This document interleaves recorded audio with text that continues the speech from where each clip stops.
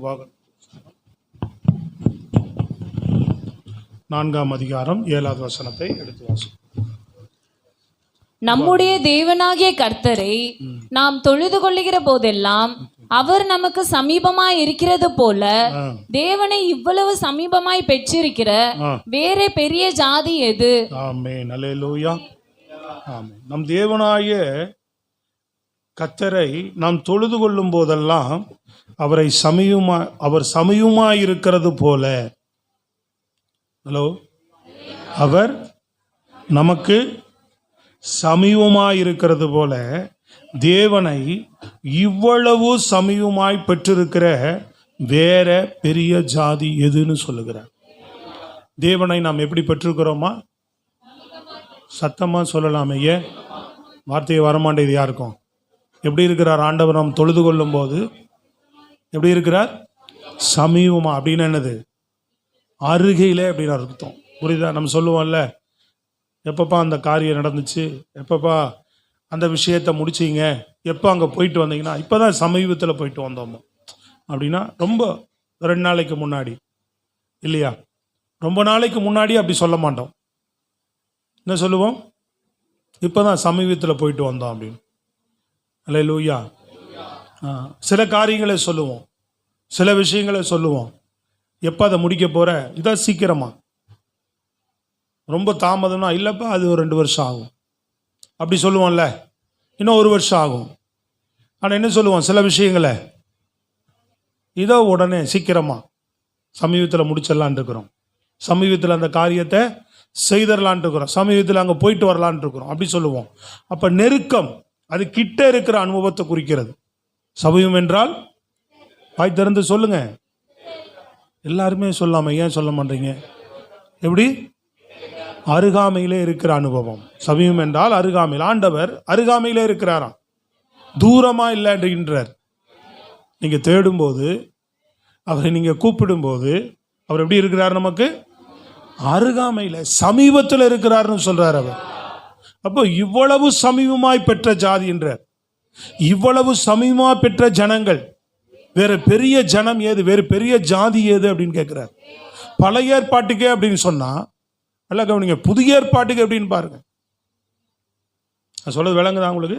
பழைய ஏற்பாட்டிலேயே அவ்வளவு சமீபமா ஆண்டவர் கிட்ட வருவார்னு சொன்னா, புதிய ஏற்பாட்டில் நம்மளோடவே இருக்கிறார். அவர் எப்பவுமே அருகாமையிலே இருக்கிறார். சமீபம்னா ரொம்ப கிட்டவே இருக்கிறார்.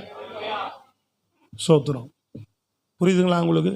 எப்பவுமே நம்ம என்ன நினைக்கிறோம்? ஆண்டவரை ரொம்ப தூரமா இருக்கிறீர், ஆண்டவரே என் சத்தத்தை கேட்க மாட்டேங்கிறீர், எங்க போனீர்? அல்லேலூயா.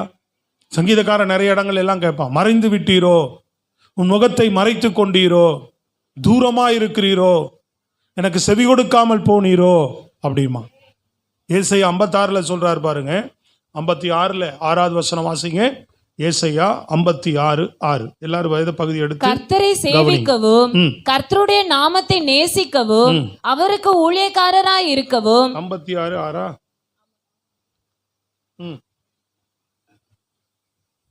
வாசிங்க.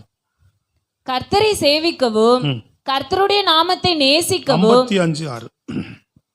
கர்த்தரை கண்டடையத்தக்க சமயத்தில் அவரை தேடுங்கள். கண்டடையத்தக்க சமயத்தில் அவரை தேடுங்கள். அவர் சமீபமாய் இருக்கையில் அவரை நோக்கி கூப்பிடுங்கள். அவர் சமீபமா இருக்கும்போது என்ன பண்ணுங்க? நோக்கி கூப்பிடுங்க அப்படின்றார். இப்ப தேவன் நம்ம கூப்பிட்டா, நம்ம கூப்பிடுதலுக்கு அவர் பதில் கொடுக்கக்கூடிய இடத்துல இருக்கிறார். பதில் கொடுக்கிறார் அவர்.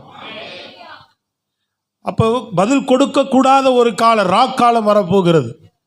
இது கிருபையின் காலத்தில் இருக்கிறோம். விளங்குதாங்க? எந்த காலத்தில் இருக்கிறோம்? கிருபையின் காலத்தில் இருக்கிறோம். சமீபத்தில் நம்ம இருக்கிறோம். ஆண்டவர் சமீபத்தில் இருக்கிறாரா? சமீபத்தில் இருக்கிற நல்லா பாருங்க. சமீபமா இருக்கையில் அவரை நோக்கி கூப்பிடுங்கள்னு போட்டிருக்கு. அவர் சமீபத்தில் இருக்கிறார், அருகாமையில் இருக்கிறார். அவரை நோக்கி என்ன செய்? தொடர்ந்து கூப்பிடு. 10 மேயு இயேசு கிறிஸ்து போகிறார் இல்லையா? அந்த பகுதியில் வருகிறார் தெரிந்த உடனே அவர் இஸ்ரவேல் தேசம் முழுவதும் சுற்றி கொண்டிருந்தார்.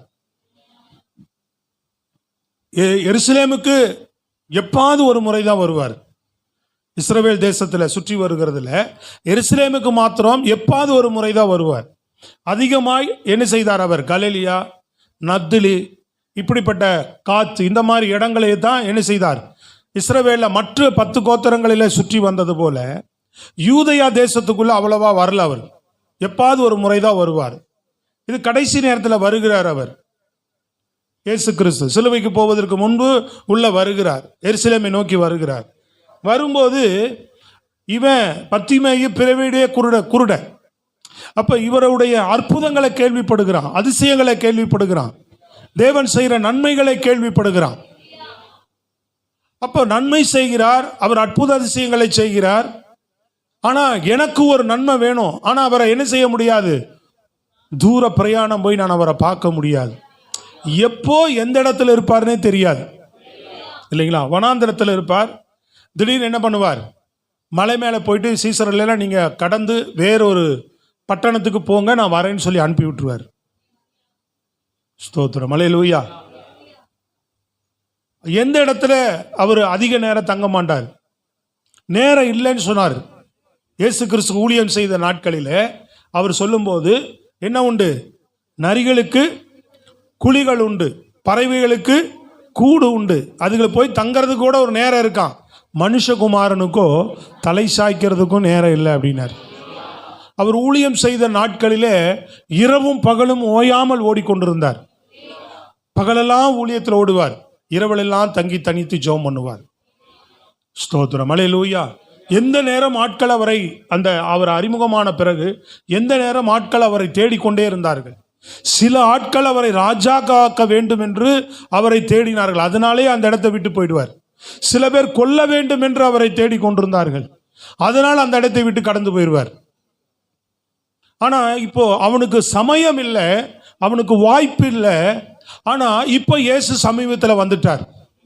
இயேசு வருகிறார்னு எருசலேமே பரபரப்பாயிடுச்சு.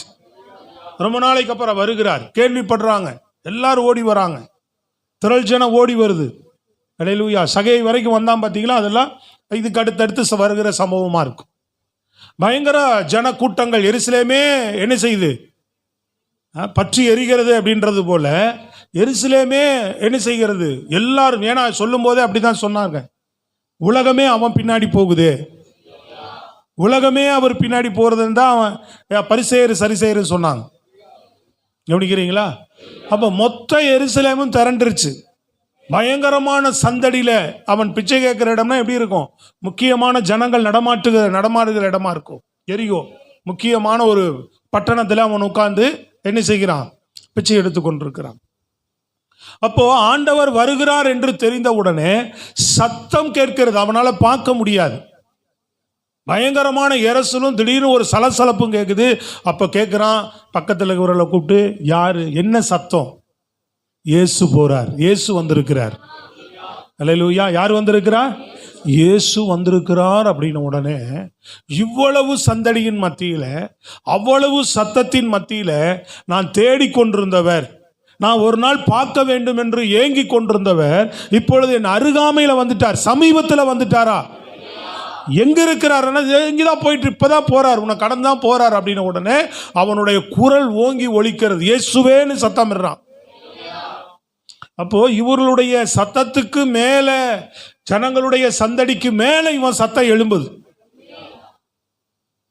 இந்த சத்தத்தை கேட்ட உடனே என்ன செய்யறாங்க? அருகாமையில் இருக்கிறவங்க, ஏன்டா இப்படி கத்துற?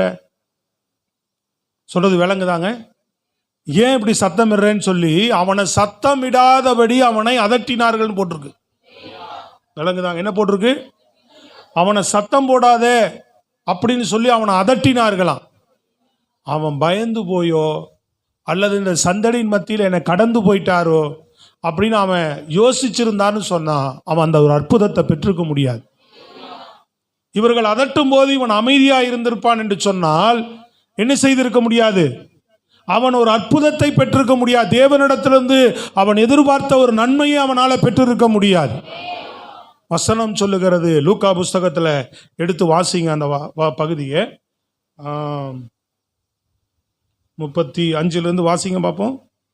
18, லூக்கா 18:35 அப்படி படிங்க. பின்பு அவர் எரிகோவுக்கு சமீபமாய் வரும்போது ஆ. ஒரு குருடன் வழியருகே உட்கார்ந்து பிச்சை கேட்டு கொண்டிருந்தான். ஆ. ஜனங்கள் நடக்கிற சத்தத்தை அவன் கேட்டு கேட்டு இது என்ன என்று விசாரித்தான். ஆ. நசரேயனாகிய இயேசு போகிறார் என்று அவனுக்கு அறிவித்தார்கள். பாத்தீங்களா? என்ன என்று விசாரித்தான். அல்லேலூயா. அவன்கிட்ட என்ன சொல்றாங்க? நசரனாகிய இயேசு போகிறார். இயேசு போகிறார் என்று சொன்னார்கள். ஆ. அப்பொழுது அவன் இயேசுவே தாவீதின் குமாரனே, தாவீதின் குமாரனே, எனக்கு இறங்கும் என்று எனக்கு கூப்பிட்டான். இறங்கும் என்று கூப்பிட தொடங்கினார். ஒரு அல்லேலூயா சொல்லுங்க பாப்போம். பின்னாடி முன் நடப்பவர்கள் முன்னாடி நடப்பவர்கள் அவன் பேசாமல் இருக்கும்படி அவன் பேசாதிருக்கும்படி அவனை அதட்டினார்கள். அவனோ தாவீதின் குமாரனே. பாத்தீங்களா? சத்தத்தை குறைக்கலாம. அல்லேலூயா சொல்லுங்க பாப்போம். அவனோ அப்படி போட்டு, ஏய் அமைதியாடுறா பேசாதேன்னு அவன் அதட்டினார்கள் போட்டுக்க. சும்மா அன்பாலாம் சொல்லலை, மிரட்டியே சொல்லியிருக்கிறாங்க, அதட்டி சொல்லியிருக்கிறாங்க. அப்போ கூட அவன் என்ன செய்திருக்கிறான்?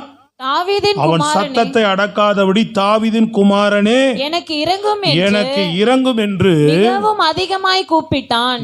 இறங்கும் என்று மிகவும் இன்னும் சத்தமா கூப்பிட்டுருக்கிறான். விளங்குச்சாங்க? சத்தத்தை குறைச்சு கூப்பிடல. என்ன பண்ணிக்கிறான்? ரெண்டாவது கூப்பிடும் போது இன்னும் அதிகமாய் சத்தத்தை உயர்த்தி கூப்பிட்டுருக்கிறான். சொல்லுங்களேன், நல்லா கரங்களை உயர்த்தி. அப்ப நம்ம வாழ்க்கையில அவர் சமீபித்து வரும்போது அப்ப இயேசு என்ன செய்கிறார்? தொடர்ந்து வாசிங்க. இயேசு நிற்கிறார். அவனை தம்மிடத்தில் கவனிக்கணும். என்ன போட்டிருக்கு? இயேசு நின்று. ஸ்தோத்திரம். அல்லேலூயா. அவர் நம்முடைய சத்தத்துக்கு, நம்முடைய கூப்பிடுதலுக்கு அவர் நிற்கக்கூடியவர், நின்று செவி சாய்க்கக்கூடியவர். செவி கொடுப்பேன் என்று சொல்லியிருக்கிறார். என்னை நோக்கி கூப்பிடு, அப்பொழுது நான் உனக்கு செவி கொடுத்து. எப்படி போட்டிருக்கிறார்? சொல்லுங்களேங்க. நம்ம போல ஆண்டவருக்கு செவி இருக்குதா? வசனம் என்ன சொல்லுது? அவருடைய சாயலாதான் நம்மளை படைச்சுக்கிறார். என்ன போல காது இருக்கான்னு கேட்காத, அவரை போல எனக்கு காது இருக்கு. எப்படி? ஆமா, சோத்திரம். உங்க பையன் மாதிரியே இருக்கிறீங்க நீங்க அப்படின்னு அப்பாவை பார்த்து கேட்கக்கூடாது. ஐயோ, இப்படி உட்கார்ந்து இருக்கிறீங்களே, பிரைஸ் லார்ட். விளங்குதா இல்லையா? பையனை பார்த்து என்ன கேட்கக்கூடாது? அப்பாவை பார்த்து என்ன கேட்கக்கூடாது? நீங்கள் உங்கள் பையன் மாதிரியே இருக்கிறீங்க அப்படி கேட்கக்கூடாது. என்ன கேட்கணும்? உங்களை மாதிரியே இருக்கிறான் பையன். ஜாடை அப்படியே தெரியுறான், உங்கள் ஜாடை அப்படியே இருக்கிறான் அவன். அப்படி தான் சொல்லணும் ஒழிய என்ன சொல்லக்கூடாது? உங்கள் பையன் மாதிரி அவனை மாதிரி நீங்கள் இருக்கிறீங்கன்னு சொல்ல முடியாது. ஜாடை அப்படி வருமா? யார்கிட்ட இருந்தால் ஜாடை வருது? அதுபோல் நம்மளை போல் அவர் காது இருக்குமான்னு கேட்கக்கூடாது. அவர் காது உடையவராக இருக்கிறார். அவர் சாயலா நம்மளை சிருஷ்டித்தார் என்று வேதம் சொல்லுகிறது. அவருடைய சாயலாயின்னு போட்டிருக்கா இல்லையா? சொல்லுங்களேங்க. அப்போ அவர் சொல்றார், செவி கொடுப்பேன் இருக்கிறார்.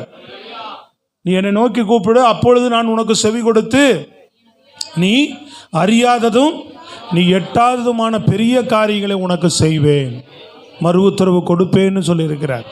சங்கீதத்தில் கூட பார்த்தோம்ல, மோசேயும் ஆரோனும் சாமுவேலும் அவரை நோக்கி கூப்பிட்டார்கள், அவர்களுக்கு தேவன் மறு உத்தரவு கொடுத்தார். அப்போ தேவன் மறு உத்தரவு கொடுக்கக்கூடியவர். இப்போ இந்த சத்தத்தின் மத்தியிலே இயேசு கிறிஸ்து இன்னும் அதிகமாய் அவன் சத்தத்தை எழுப்பினதினாலே இயேசு கிறிஸ்து அங்கே நிற்கிறார். ஸ்தோத்திரம். அல்லேலூயா. என்ன செய்தார்? அவர் இயேசு நின்று அவனை தம்மிடத்தில் கொண்டு வரும்படி சொன்னார். திரும்பி பார்த்துட்டு போயிடல. சில பேர் என்ன பண்ணுவாங்க? திரும்பி பார்த்துட்டு என்னப்பா அப்படின்ட்டு போயிடுவாங்க. ஸ்தோத்திரம். அல்லேலூயா. ஆனால் இயேசு என்ன செய்தார்? என்கிட்ட கூட்டிட்டு வா. ஆமென். தன் அருகில் அழைக்கிறார். சொல்லுங்களேங்க.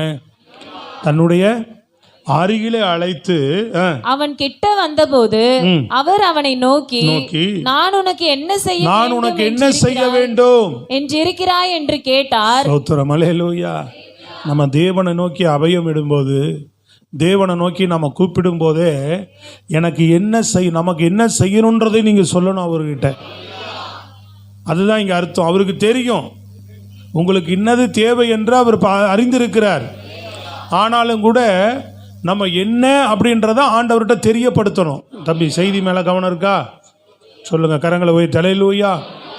நமக்கு என்ன தேவை, என்ன பிரச்சனை, எனக்கு எது மாறணும், என் வாழ்க்கையில் எது சரியாக வேண்டும் என்று தேவனிடத்திலே நம்ம சொல்லுகிறவர்களாக இருக்கணும், தெரியப்படுத்துகிறவர்களாக இருக்கணும். உனக்கு என்ன வேணும் அப்படின்னு கேட்குறாரு. ஸ்தோத்திரம், அல்லேலூயா. அவன் பாருங்க பெஸ்டானதை கேட்குறான். நீங்கள் ரொம்ப உயர்ந்தவர், பெரியவர், எனக்கு நான் கஷ்டப்படுறேன், அதனால் எனக்கு ஏதாவது பணம் கொடுங்க, காசு கொடுங்க, பொருள் கொடுங்கன்னு கேட்கல. என்ன கேட்குறான்? சொல்லுங்க அல்லேலூயா. விசுவாசம் பார்த்தீங்களா? சொல்லுங்களேங்க சத்தமா. அவன் ஆண்டவரே நான் என்ன செய்ய வேண்டும்? பார்வையடைய வேண்டும் என்றான். இயேசு அவனை நோக்கி நீ பார்வையடைவாயாக, உன் விசுவாசம் உன்னை ரட்சித்தது நாங்க போட்டிருக்குது. கையை தட்டி சொல்லுங்களேன். விளங்குதா உங்களுக்கு? அவன் தேவன் மேல கேட்கக்கூடிய காரியத்தை நல்லா கவனிங்க, முழு விசுவாசத்தோடு கூட கேட்கிறான். அப்ப நமக்கு இதை கேட்ட ஆண்டவர் தருவாரா? எனக்கு இது செய்வாரா? என் வாழ்க்கையில் இது நடக்குமா? என் வாழ்க்கையில் இது ஆகுமா? இப்படி ஒரு கேள்வியோடயே இருக்கிறோம். நிறைய பேர் கேட்கறதே இல்லை ஆண்டவர்கிட்ட. கேளுங்கள் அப்பொழுது கொடுக்கப்படும்னார். என்ன சொன்னாரு? கேளுங்கள் அப்பொழுது. 7ஆம் அதிகாரத்தில் பாருங்க, மத்தேயு 7ல் அந்த 7-8 வசனத்தை வாசிங்க. அதுல எவ்வளவு விளக்கங்களை ஆண்டவர் சொல்றாரு பாருங்க. எடுத்து வாசிங்க. கேளுங்கள் அப்பொழுது உங்களுக்கு கொடுக்கப்படும், கேளுங்கள் அப்பொழுது உங்களுக்கு கொடுக்கப்படும், தேடுங்கள் அப்பொழுது கண்டடைவீர்கள், தேடுங்கள் அப்பொழுது கண்டடைவீர்கள், தட்டுங்கள் அப்பொழுது உங்களுக்கு திறக்கப்படும். ஏனென்றால் கேட்கிறவன் எவனும் பெற்றுக்கொள்ளுகிறான், தேடுகிறவன் கண்டடைகிறான், தட்டுகிறவனுக்கு திறக்கப்படும். ஆமென், அல்லேலூயா. அதாவது ஜெபத்துல, அதாவது கேட்பது அப்படின்னு சொல்றது நம்ம ஜெபத்துல ஒரு ஆரம்பம் இல்லைங்களா? தேடுவது அப்படின்னு சொல்லும்போது விடாமுயற்சியோடு தேடுவது அப்படின்றது, தேடுவதுன்னா புரியுதுங்களா உங்களுக்கு? ஒரு விஷயத்தை கேட்பதுக்கும் தேடுவதற்கு என்ன இருக்கு? வித்தியாசம் நிறையா இருக்கு. ஒரு பொருள் தொலைஞ்சிருச்சுன்னா என்ன பண்ணுவீங்க? விடாமுயற்சியோடு என்ன பண்ணுவாத? சில பேர் பாருங்க ரோட்டில் ஏதாவது விட்டுட்டு போயிடுவாங்க. ஏதாவது சாவி தொலைச்சேன், இல்லை கம்மல் விழுந்துருச்சு, காசு விழுந்துருச்சு, பர்ஸை விட்டு போனேன் அப்படின்ட்டு என்ன பண்ணுவாங்க? நம்ம சர்ச்சில் ஒரு அம்மா அப்படி தான் ஒரு முறை பர்ஸை விட்டுட்டு போயிடுச்சு. அது பெருக்கிற அம்மா எடுத்து வச்சுருந்தது. சில பேர் அவங்க நல்லவங்களாக இருக்கிறாங்க. நம்மளாம் இருந்தால் கூட பாக்கெட்டில் போட்டு போயிருப்பான். சோத்திரம், அல்லேலூயா. அப்புறம் அந்த அம்மா தேடுறதை பார்த்து என்னன்னு கேட்டு, என்ன விஷயம், என்ன, எப்படி பர்ஸு, என்ன எல்லாத்தையும் டீட்டெயிலாக கேட்டுட்டு கொடுத்துட்டாங்க. அப்புறம் வழியில் வரும்போது விட்டுட்டா நம்ம போய் தேடிக்கிட்டே திரும்ப திரும்ப போயிட்டு வரோம்ல. அப்போ தான் 4 பேர் பார்த்து என்ன இப்படி கீழே பார்த்துக்கிட்டே உருட்டிக்கிட்டே போறியே அப்படின்னு கேட்பாங்க. விடாமல் 10 தரம் இருக்காது அந்த இடத்துல. ஆனாலும் நம்ம என்ன செய்வோம்? ஒருவேளை இருக்குமோ, அந்த இடத்துல தான் விழுந்திருக்குமோ, இந்த இடத்துல விழுந்திருக்குமோன்னு என்ன செய்வோம்? போய் தேடுவோம். அல்லேலூயா சொல்லுங்க, வாய் திறந்து சொல்லுங்க. அப்போ ஆண்டவர் அது அடுத்த ஸ்டெப்பு சொல்கிறார். கேளு அப்படின்றத விட நட்டு ஒரே வார்த்தையில் அவர் முடிச்சிருப்பார். அங்கே கேளு அப்படின்றத விட அடுத்தது என்ன சொல்கிறார்? தேடு அப்படின்றார். அடுத்து என்ன சொல்கிறார்? தட்டு அப்படின்றது விடாமுயற்சி, மனம் தளராமல் தட்டிக்கிட்டே இருப்பது. சொல்கிறது விளங்குதாங்க? என் ஜெபத்துக்கு பதில் வர வரைக்கும் மனம் தளராமல் தட்டிக்கிட்டே இருப்பது. பரலோக கதவை, தேவ சமூகத்தை ஆண்டவரே விடாமல் தட்டுவது. புரியுதுங்களா? கேட்குறோம், கேட்டு பார்த்தேன், பதில் வரல. அங்கே பத்திமே என்ன செஞ்சான்? கூப்பிட்டேன், சத்தம் கேட்கல அவருக்கு. அதுக்குள்ளே இருக்கிறவன்லாம் அதட்டுறான். கவனிக்கிறீங்களா? செய்தி மேலே கவனம் இருக்கா? ஏதோ பேசிகிட்டு இருக்கிறாருன்னு உட்கார்ந்து இருக்கக்கூடாது. இது தேவனுடைய வார்த்தை உங்களுக்குரியதுன்னு சொல்லி கவனமாக கேட்டு இதை நீங்கள் போய் ஃபாலோ பண்ணுற ஆளாக இருக்கணும். அப்படி தேவனுடைய வார்த்தையை அப்படியே ஆண்டவர் சொன்ன மாதிரி முள்ளுள்ள இடத்துல விதைச்ச மாதிரி உன் வாழ்க்கையில் விழுந்துடக்கூடாது. நீ சும்மா உட்காந்துருந்தீங்கன்னா முள்ளுள்ள இடத்துல விழிச்ச மாதிரி தான். நீ எழுந்து போகும்போதே அது நொறுக்கி போட்டு போயிட்டே இருப்ப. வழியருகே விதைச்ச மாதிரி இருக்கக்கூடாது. நீ வழியில் போகும்போதே விட்டுருவ. சோத்திரம், அல்லேலூயா. கட்பாறையில் விதைச்ச மாதிரி இருக்கக்கூடாது. இருதயம் கல் போல இருக்கக்கூடாது. வசனத்தையே உள்ள வாங்காம, வார்த்தையே கேட்காம. சொல்றது விளங்குதாங்க? கையை உயர்த்தி ஒரு அல்லேலூயா ஆமேன் சத்தமா சொல்லுங்க. Praise the Lord. கட்பாறை, கல் மாதிரி இருதயம், ஒன்றுமே போகலை, வசனமே கேட்கல நான் இங்கே. அப்போ அதனால தான் என்ன செய்கிறான்? ஈஸியாக பிசாசு உள்ள வரான். எதுக்கு பிடுங்குறான் அவன் வார்த்தையை? எதுக்கு உன்னை நொறுக்கி போட வைக்கிறான்? வசனத்தை அவன் ஈஸியாக உனக்குள்ளே வந்து பூந்துக்கிறது தான். யூதாசுக்குள்ளே வசனம் இல்லை, அவன் இருதயத்தில் பிசாசு பூந்தான்னு வசனம் இருக்கு. நாங்கள் எதை ஒன்றை சொன்னாலும் வேதத்தில் இருக்கிற வசன ஆதாரம் இல்லாமல் சொல்ல மாட்டோம். நீ நல்லா கையை உயர்த்தி ஒரு அல்லேலியா ஆமேன் சத்தமாக சொல்லும். நல்ல முழு பலத்தோடு நல்ல பலமான ஒரு அல்லேலியா சொல்லுங்க பாப்போம். அல்லேலூயா. நம்பிக்கைக்கு உரியவரே, நம்பி வந்தே உன் சமூகம் நம்புகிறே உன் வசனம். எல்லாரும் கைகளை தட்டி சேர்ந்து பாடுவோம். நம்பிக்கைக்கு உரியவரே, நம்பி வந்தே உன் சமூகம் நம்புகிறே உன் வசனம். சொந்த ஆற்றலை நம்பவில்லை, தந்தை உம்மையே சார்ந்து கொண்டே. சொந்த ஆற்றலை நம்பவில்லை,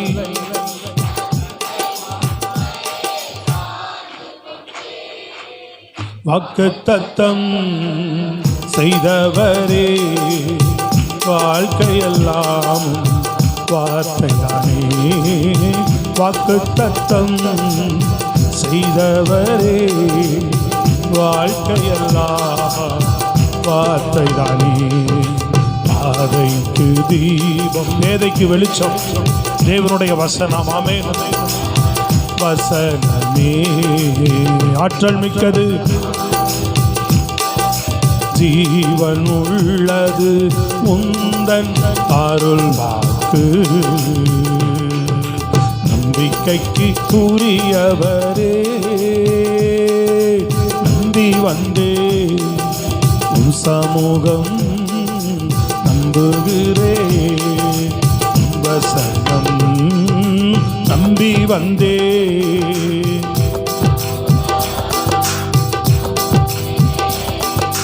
உன் வசனம். நம்புறமாண்டவர் வசனத்தை நம்புறமான்னு கேட்டேன். ஃபாதர் அழகா போடு. அருள் வாக்கு. நிறைய இடத்துல என்ன பண்ணுவோம், அந்த நாளில் தேவன் அறியாத நாட்களில் அருள் வாக்கு கேட்க போவோம். பொல்லாத ஆவிக்கிட்டு போய் அது சொல்றதெல்லாம் உட்காந்து கேட்டுட்டு இருந்தோம். ஐயோ, ஒரு மாதிரியாவே உட்கார்ந்து இருக்கிறீங்களே, விளங்குதா இல்லையா? இங்க கேட்ட ஆளுக்கு இருக்கிறீங்களா இல்லையா? என்ன பண்ணோம், பொல்லாத ஆவிக்கிட்ட, அது குறி சொல்ற ஆவி இல்லையா, அதுக்கிட்ட அசுத்தாவி இருக்கு. அதுக்கிட்ட போயிட்டு, நான் சின்ன பையலாக இருக்கும்போது துணைக்கு எங்கள் மாமா உடம்பு முடியாதவர், ரொம்ப சிக்காக இருந்தார். அவர் ஒரு குறி கேட்கறதுக்காக ஒரு அம்மாட்ட போகிறதுக்கு, அந்த நாளில் ஏதோ கடவுள் வாக்கு நம்பினாது, விளங்குதாங்க. என்னை கூப்பிட்டு போகிறார். போகும்போதே, நீ துணைக்கு வரையாடா, எங்கள் சொந்த அம்மாவுடைய அண்ணன். அம்மாவும் நீ போ, அவருக்கு உதவிக்கு ரொம்ப தூரம் போகணும். பஸ் ஏறி எங்கேயோ உள்ளுக்குள்ளே நடந்து ஊருக்குள்ளே கூப்பிட்டு போகிறார். யார்கிட்டையும் அட்ரஸ் வாங்கி வச்சுக்கிறார். அங்கே போனால் ஒரு வயசான அம்மா உட்காந்துருக்கு. இவர் போகிறதுக்கு முன்னாடியே 2 இடத்துல கடையில் நில்றான்னு கடை 2 கடைக்கு போயிட்டு வந்தார். சரி, ஏதோ வாங்கி எல்லாம் பையில கீழே போட்டு எடுத்துகிட்டு வந்தார். என்னமோ வாங்கிட்டு வாங்கிட்டு வராரு போல் அந்த அம்மாவுக்கு அப்படின்னு நினச்சிட்டு போனால் அந்த அம்மா தெருவில் சும்மா எல்லாரோட உட்காந்து தாய்ப்பாஸ் விளையாண்டு இருக்குது.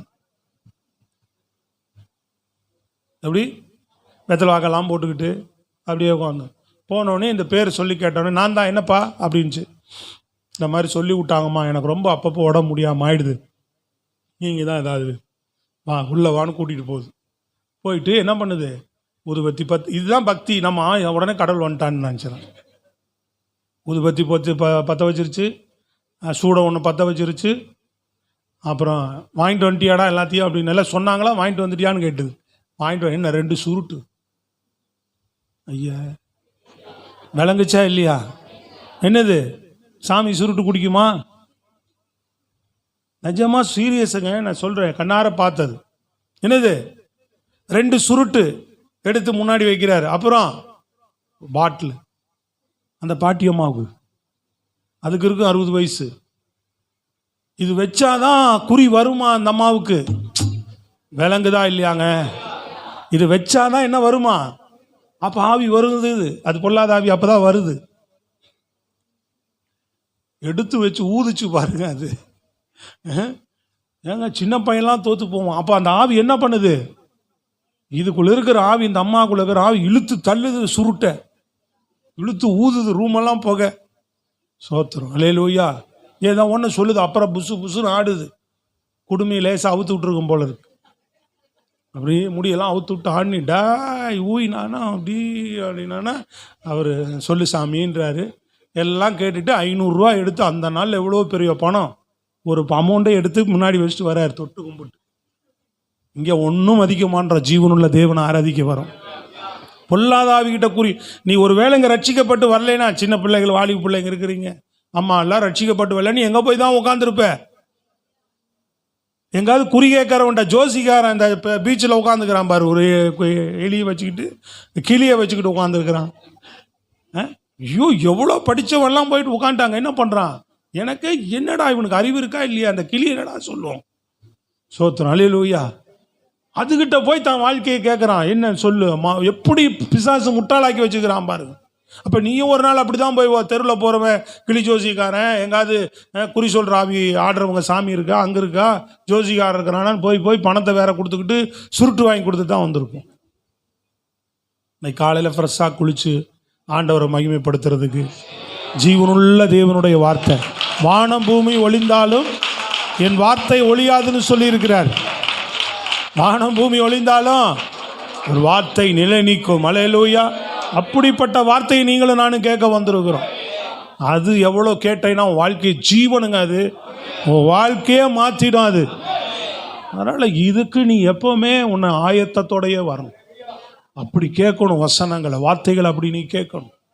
ஸ்தோத்திரம், அல்லேலூயா. அப்போது தேடுவது, கேட்பது ஒரு விதம், தட்டுவது ஒரு விதம். தேடுவது ஒரு விதம், தட்டுவது அப்படின்னா மனம் தளராமல். அப்போ இந்த பத்திமே என்ன பண்ணுறான்? மனம் தளராமல் என்ன செய்கிறான்? அதிகமாக இன்னும் என்ன செய்தான்? அதிகமாய் சத்தமிட்டு கூப்பிட்டான்னு போட்டிருக்கு. அப்போ விசுவாசத்துக்கு அடையாளம் ஜெபத்தில் சோர்ந்து போகாமல் ஜெபிங்கன்னு ஆண்டவர் சொல்லிக்கிறது காரணம் என்ன தெரியுங்களா? ஜெபத்தில் உனக்கு பதில் கிடைக்கும் வரைக்கும், உன் வாக்குத்தத்தம் நிறைவேறுகிற வரைக்கும், உன் வாழ்க்கையில் ஒரு அற்புதம் நடக்கிற வரைக்கும், உன் வாழ்க்கையில் கிரியை நடக்கிற வரைக்கும், உன் ஜெபத்தில் மட்டும் நீ சோர்ந்து போகவே கூடாது. அது பெரிய விசுவாசத்துக்கு அடையாளமாக சொல்லப்படுகிற வார்த்தை.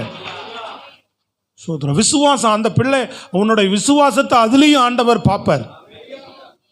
சில நேரம் பதில் அமைதியாக இருக்குது அப்படின்னா இவங்க விசுவாசமாக தொடர்ந்து கேட்டுக்கிட்டே இருக்கிறாங்களா, என் மேலே தொடர்ந்து விசுவாசத்தோடு தான் இருக்கிறாங்களான்னு ஆண்டவர் பார்ப்பார். நீ தொடர்ந்து கூப்பிட்டுக்கிட்டு தான் இருக்கிற. ஆண்டவரை என்னானாலும் சரி, நான் தட்டுறதை நிறுத்த மாட்டேன், நான் தேடுறதை நிறுத்த மாட்டேன், உங்கள்கிட்ட கேட்கறதை நிறுத்த மாட்டேன். எனக்கு ஒன்று வரணும்னா அது உங்கள்கிட்ட இருந்து மட்டும்தான் வரணும். எனக்கு ஒன்று கிடைக்கணும்னா அது உங்கள்கிட்ட இருந்து தான் கிடைக்கணும். அதனால் நீங்கள் தான் எனக்கு கொடுத்தாகணும். உரிமையோடு கேட்கலாம். அந்த உரிமையை கர்த்தர் உனக்கு கொடுத்திருக்கிறார். அல்லேலூயா. நீங்க தான் எனக்கு கொடுத்தாகணும், நீங்க தான் எனக்கு இந்த விஷயத்தில் செய்தாகணும், நீங்க தான் இதில் எனக்கு அற்புதம் செய்யணும், கிரியை செய்யணும்னு விடாம நீ தட்டி கொண்டே இருக்கலாம் அவருடைய சமூகத்தை. அதனால தான் லூக்கா 18 சொல்றாரு, சோர்ந்து போகாம ஜெபம் பண்ணுங்க. அந்த வசனத்தை எடுத்து படிங்க. லூக்கா புஸ்தகத்தில் 18 வசனம் படிக்கும்போது உங்கள் டைவர்ட் ஆகுது. நிறைய பேருடைய மைண்ட் வசனத்தை கவனிங்க. நல்லது பாருங்க, டிவியில் போடுறாங்க, பைபிள் எடுத்து பாருங்க, அடி செவி வாசிக்கிறத செவி வழியாக கேளுங்க.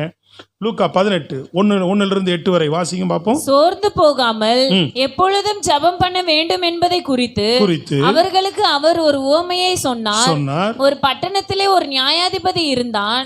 அவன் தேவனுக்கு பயப்படாதவன். இயேசு கிறிஸ்து போகும்போது அவர் சொல்லிட்டு போய்கிறார், நமக்கு இதெல்லாம் ஜெபிங்கன்னு சொல்லிட்டு போய்கிறார், கூப்பிடுங்கன்னு சொல்லிட்டு போய்கிறார், கேளுங்கன்னு சொல்லிட்டு போய்கிறார், தட்டுங்கன்னு சொல்லிட்டு போயிட்டு இருக்கிறார்.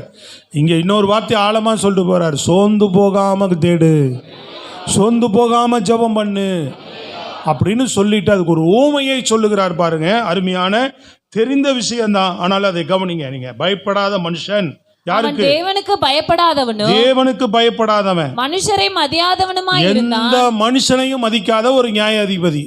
அந்த பட்டணத்திலே ஒரு விதவையும் இருந்தாள். ஒரு விதவை இருந்தால் அவள் அவனிடத்தில் போய் எனக்கும் என் எதிராளிக்கும் இருக்கிற காரியத்தில், ஏன்னா நியாயாதிபதி கிட்டத்தான் நியாயம் கேட்டு போயாகணும்.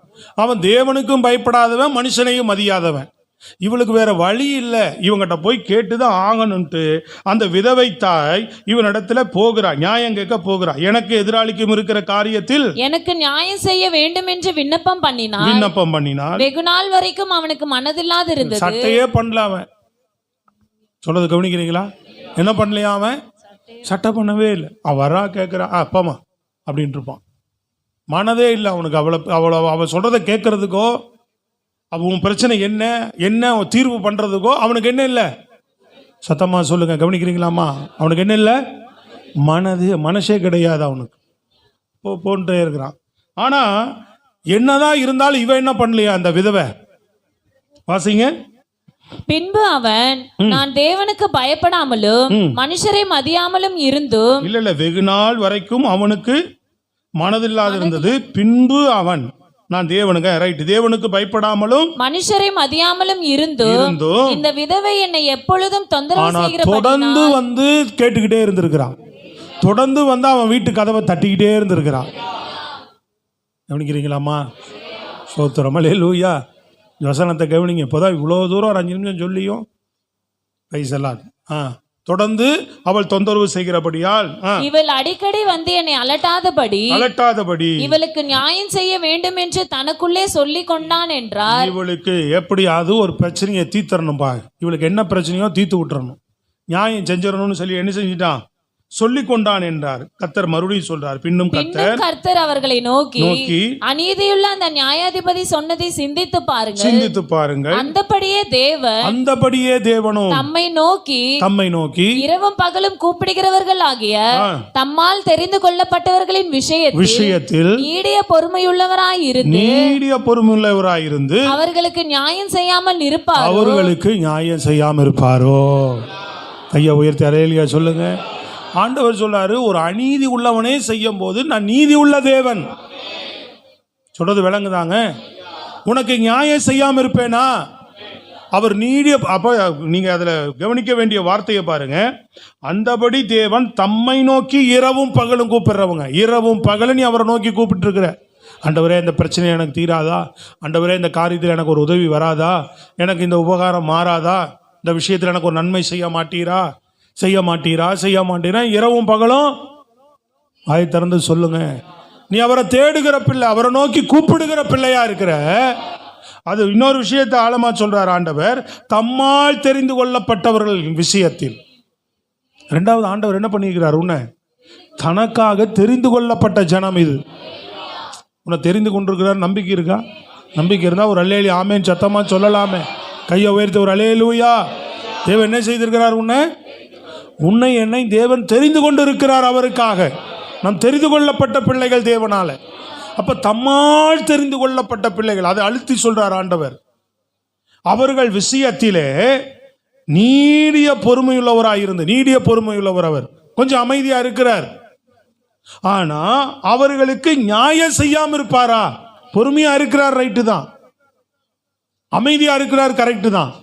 அதுக்காக நியாயம் செய்யாம விட்டுருவாரா? உனக்கு தெரிந்து கொள்ளப்பட்ட பிள்ளைகள் விஷயத்துல கண்டிப்பா நியாயம் செய்வா. அதான் சொல்றாரு. அடுத்து 8ல சொல்றாரு, சீக்கிரத்திலே. எப்படி? உன் காரியம் செத்து போனதுக்கு அப்புறம் இல்ல, உன் காரியம் முடிஞ்சு போனதுக்கு அப்புறம் இல்ல, சீன் ஆனதுக்கு அப்புறம் இல்ல. விளங்குதாங்க? ஹலோ, விளங்குதா இல்லையா? அப்படி ஆனதுக்கு அப்புறம் செய்ய மாட்டாராம். எப்படி செய்வார்? சொல்லுங்களேம்மா. பக்கத்தில் கை கூட சொல். சீக்கிரத்திலே உனக்கு நியாயம் செய்வார். நல்லா தான் சத்தமாக சொல்லுங்க, முகத்தை பார்த்து சொல்லு. நியாயம் செய்வாரே ஆண்டவர். எவ்வளோ அருமையான வார்த்தைங்க. இந்த வார்த்தையை நம்ம விசுவாசிக்கணும். சீக்கிரத்தில் போட்டிருக்கிறார். நியாயம் செய்ய நீடிய பொறுமைன்னு அங்கே மேலே போட்டிருக்கு.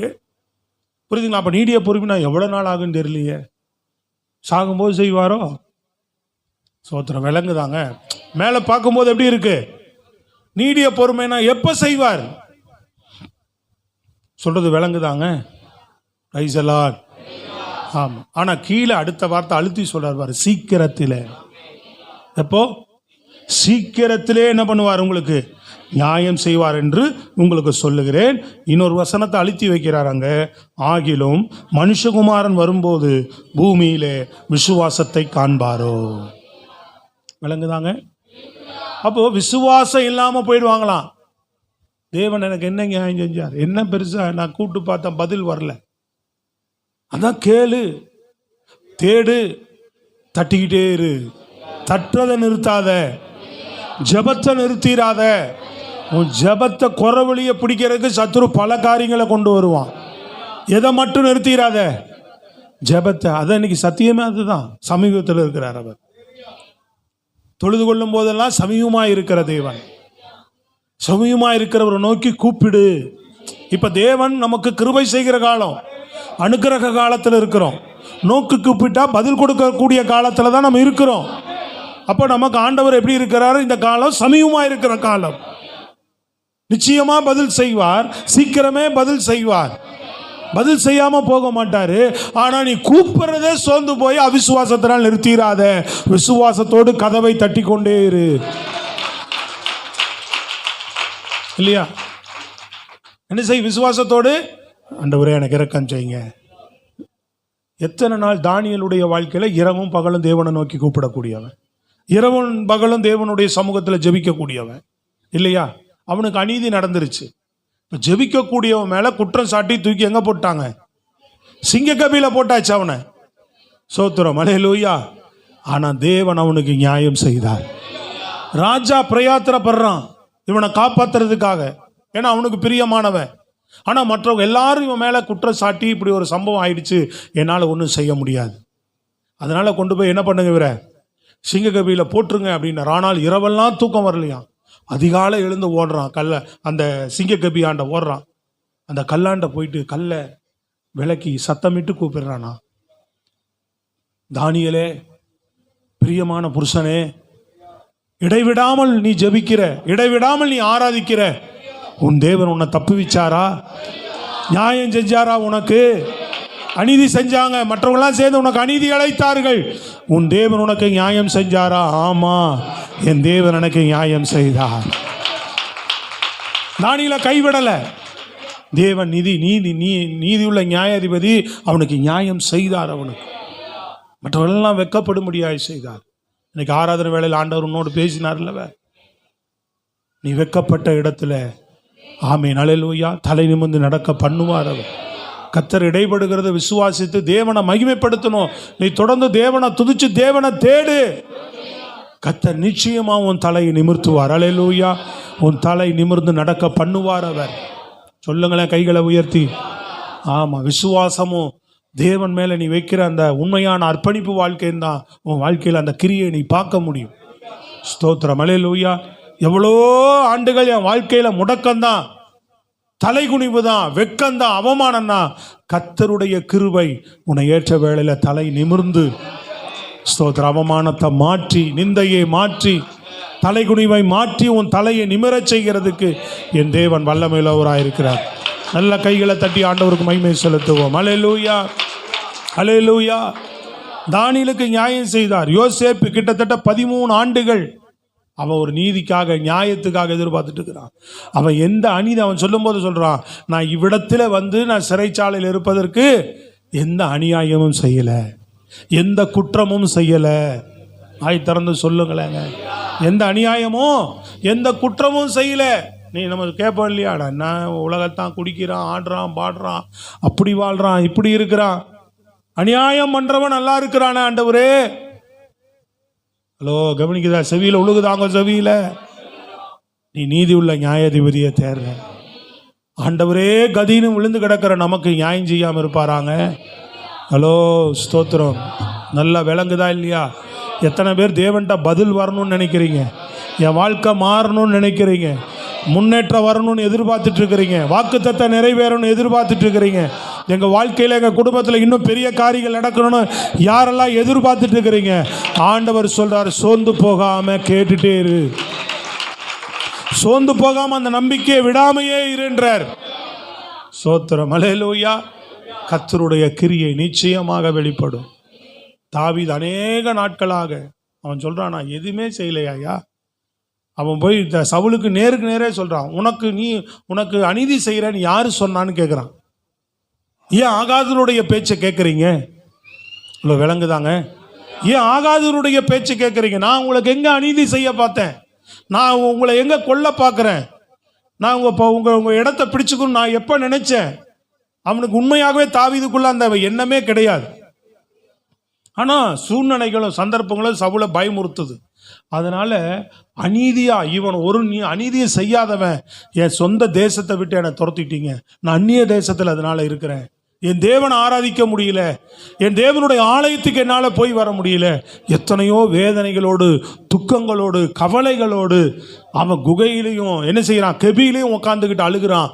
ஆண்டவரே எனக்கு செவி கொடுங்க, ஆண்டவரே எனக்கு செவி கொடுங்க, ஆண்டவரே எனக்கு ஏதாவது ஒன்று செய்யுங்க அப்படி இரவும் பகலும் ஆண்டவர் சமூகத்தை தாவீது தட்டிக்கிட்டே தான் இருந்தான், விடாம. கையை தட்டி சொல்லுங்க அல்லேலூயா. இரவும் பகலும் விடாம தட்டிக்கிட்டே இருந்தான்.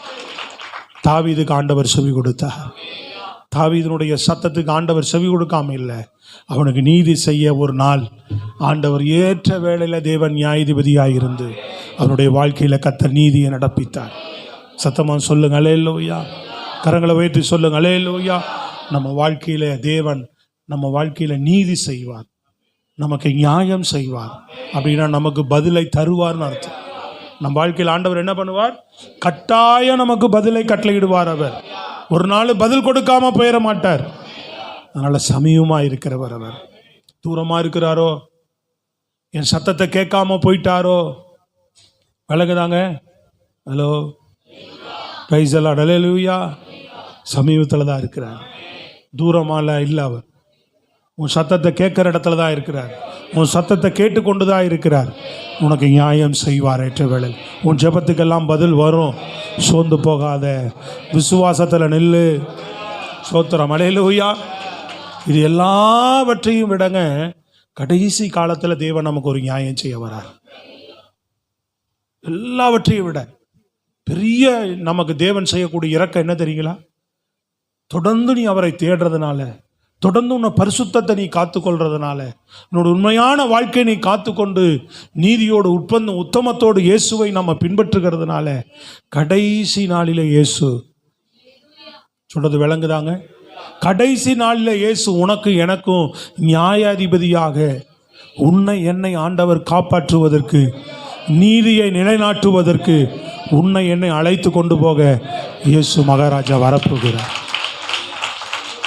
கடைசி காலத்தில் அட ஜெபமெல்லாம் என்னப்பா அது, என்னப்பா ஆண்டவர் வரப்போறாரு, என்னப்பா பரிசுத்தம், என்னப்பா உண்மை, இப்படி போயிட்டு இருக்குது எல்லாம். இன்னைக்கு நீ விடாத, நீ இடைவிடாம தேடு, விசுவாசம். அதான் சொன்னார், மனுஷகுமாரன் வரும்போது. அந்த வார்த்தையை கவனிக்கணும். நீங்க என்ன போட்டிருக்கு, மனுஷகுமாரன். அப்ப அவர் ரிட்டர்ன் போயிட்டு ரிட்டர்ன் இப்போ வருவேன்னு சொல்லியிருக்கிறார். அப்ப அவர் வரும்போது விசுவாசத்தை காண்பாரோ? ஹலோ கவனிக்கிறீங்களா? என்ன சொல்றாங்க? அப்ப நிறைய பேர்கிட்ட விசுவாசம் போயிடும்ன்றார். நம்ம விசுவாசத்தை விடக்கூடாது. தொடர்ந்து தேடுவது, சோர்ந்து போகாமல் ஜெபிப்பதும் சோர்ந்து போகாமல் தட்டுவதும் எது அடையாளம் தெரியுங்களா? விசுவாசத்தின் அடையாளம். ஏன்னா போன வருஷம் ஜெபிச்சோம், அதுக்கு முன்னாடி ஜெபிச்சோம், போன வாரம் ஜெபிச்சேன், அன்னைக்கு ஜெபிச்சேன், ஜெபிச்சேன், இன்னும் எனக்கு எதுவுமே பதில் இல்லை, நான் நினைச்ச மாதிரி பெருசா இன்னும் நடக்கலை. இல்லையில சொல்லுங்க, தொடர்ந்து தட்டுவேன், தொடர்ந்து கேட்போம், சோர்ந்து போகாமல் கேட்கும். கர்த்தர் நிச்சயமா நீதியை நியாயத்தையும் நம்ம வாழ்க்கையில செய்யக்கூடிய தேவன். அதனால கைவிட்டுற மாட்டார்னு அர்த்தம் இல்லை. அது வரைக்கும் அதனால யோசேப்பை கைவிட்டுறல, புரியுதுங்களா உங்களுக்கு? தானியேலை கைவிட்டுறல, தாவீத வனாந்தரத்துல கைவிட்டுறல. ஆண்டவர் பாதுகாத்தே வந்தார். ஏற்ற வேளையில கிரியை செய்வதற்கு, அவர் வாழ்க்கையில வாக்குத்தத்தங்கள் நிறைவேறுவதற்கு, அவர் வாழ்க்கையில தரிசனங்கள் நிறைவேறுவதற்கு, அவங்க வாழ்க்கையில கொடுக்க வேண்டிய ஆசீர்வாதங்களை கொடுப்பதற்கு ஏற்ற வேளையில. ஸ்தோத்திரம். சொல்றது புரியுதுங்களா உங்களுக்கு? அதனால அதுக்குள்ள ஐயோ பதில் வர வரைக்கும், அவர் பதில் வர வரைக்கும் உன்னை கைவிட்டுருவார் அவர். இந்த உலகத்துல என்ன நடந்தாலும் அவர் வருகையில உன்னை கைவிட மாட்டார். இந்த பூமியில வாழ்கிற நாள் வரைக்கும் உன்னை கைவிட மாட்டார். அதனால இன்னைக்கு ஆண்டவர் நமக்கு சொல்லி கொடுக்கிற சத்தியம் என்னது? வாய் திறந்து நீங்க தான் சொல்லணும். என்ன செய்யணும்? சத்தமா எல்லாரும் சேர்ந்து சொல்லுங்க பாப்போம். இடைவிடாம சொல்லுங்க, இடைவிடாம. அப்புறம் சோர்ந்து போகாம தேவனை தேடிக்கிட்டே இருக்கணும். அவர் சமூகத்தை நோக்கி கூப்பிட்டுக்கிட்டே இருங்க. அவர் எப்படி இருக்கிறார்? தூரமா இல்லை. அவர் அல்லேலூயா பதிலை தருகிற அருகில தான் இருக்கிறார். எப்ப செய்வார்? சீக்கிரத்தில். எப்படி செய்வார்? சீக்கிரமாவே செய்வேன்னு சொல்லியிருக்கிறார். எழுந்து நிற்போமா? அல்லேலூயா. நன்றி ஆண்டவரே. எல்லா ஜெபித்த ஆண்டவருடைய சமூகத்தில்